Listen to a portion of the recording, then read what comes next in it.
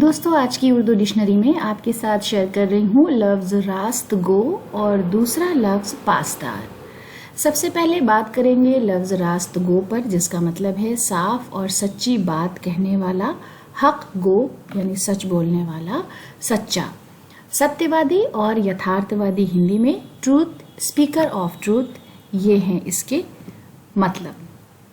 جملے میں اس طرح استعمال کریں گے، راست گو ہونا بہت بڑی نعمت ہے، یعنی اگر آپ سچ بولتے ہیں، سچ کے راستے پہ چلتے ہیں، ستیہ وادی ہیں تو یہ بہت بڑی نعمت ہے۔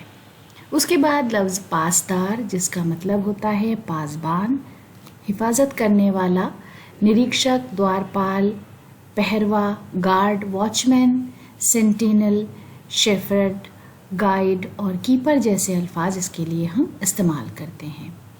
پرانی روایت کے پاسدار لوگ اب بہت کم ہیں، اس طرح جملے میں اس کا استعمال کریں گے۔ ساحل لدھیانوی کا ایک شعر ہے، تیری نگاہ میرے غم کی پاسدار سہی، میری نگاہ میں غم ہی نہیں کچھ اور بھی ہے۔